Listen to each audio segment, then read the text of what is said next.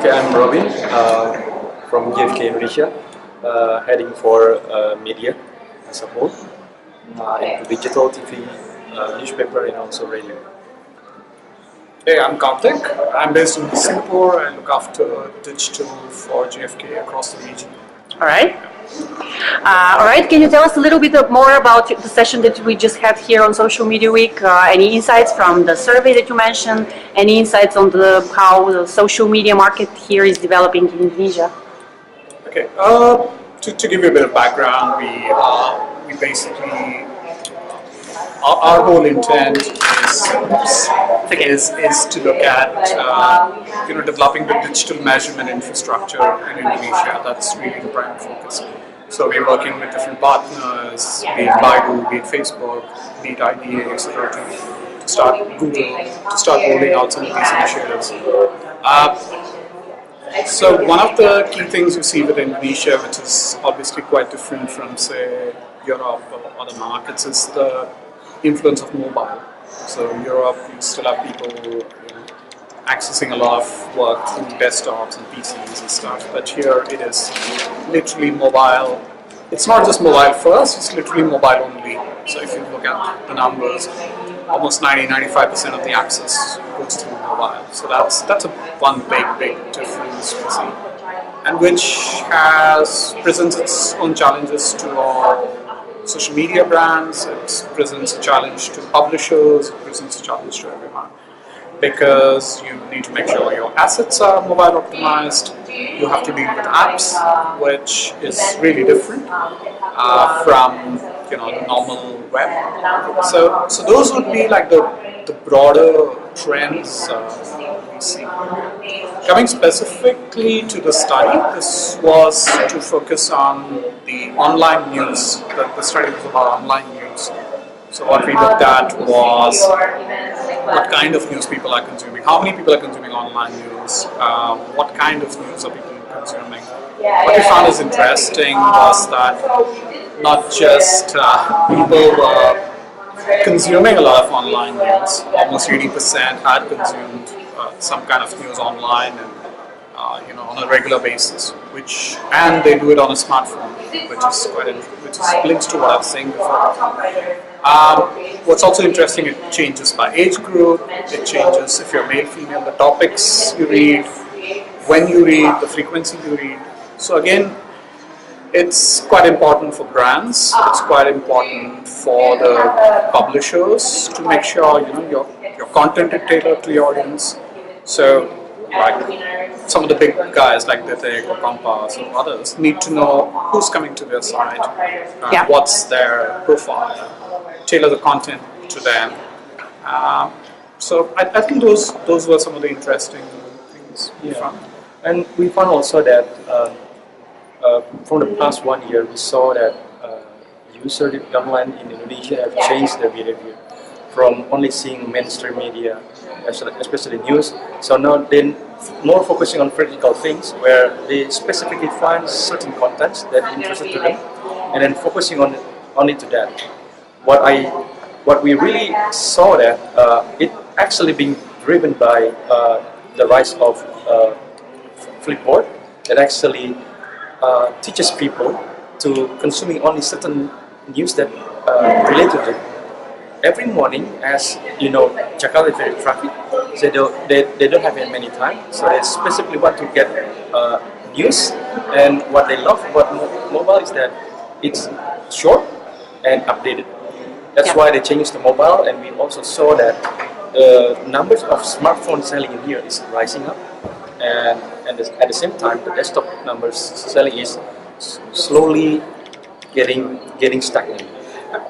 The other thing is, in relation to social, if you look at our study, which was dealing with online information, and this is probably a behavior even you would think. So a lot of news is being read on the social media sites. It's through the links which people are posting.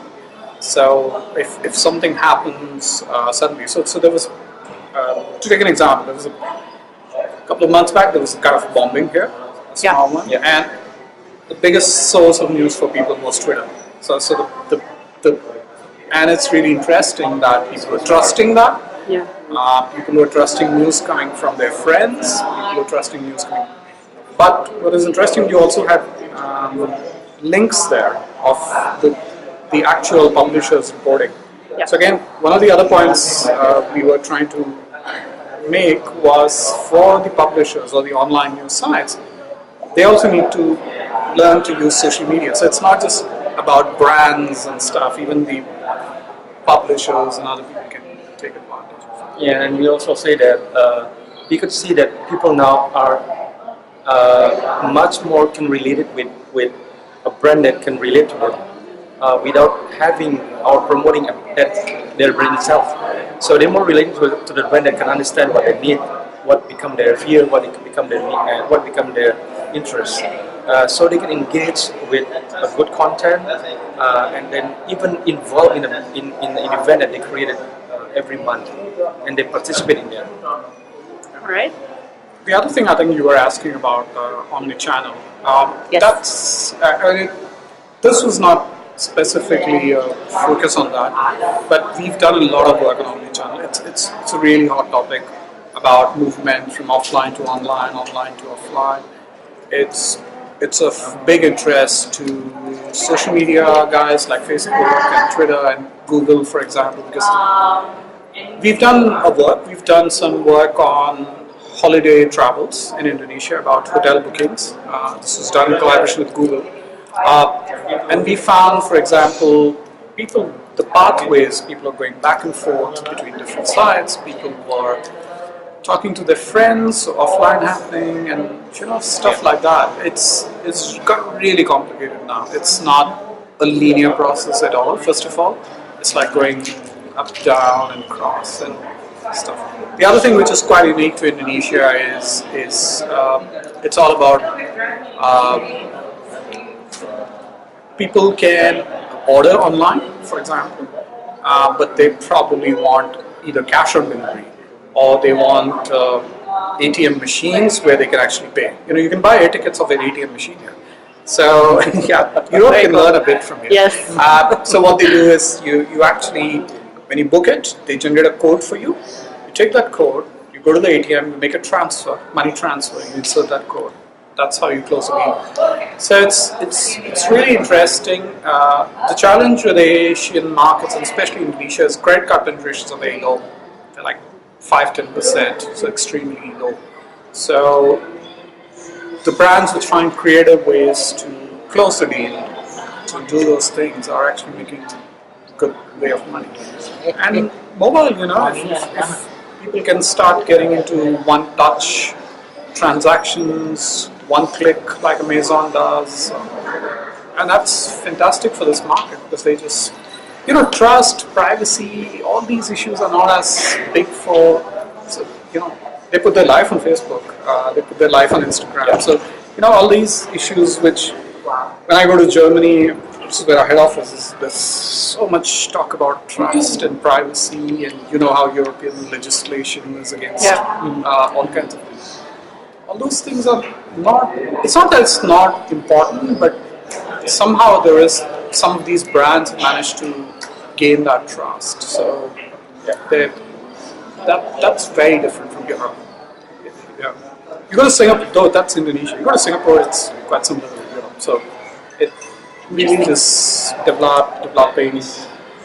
Asia Pacific is a bit of a mess because you have Australia, Japan, Hong Kong, Singapore, which are highly developed. Then you have India, then you have China. And so it's not the same. It's Europe. Probably you can treat pretty much all of Europe. I mean, there are country-wise differences, but it's not as stark as what we see here. So I think one message, if you want to take back to Europe, Asia is not one. There are 10 different Asias. And you go to a market like India, that's like within India there are 10 Indias. So it's not. So China again, there are like 10 Chinas within China. It's not the same.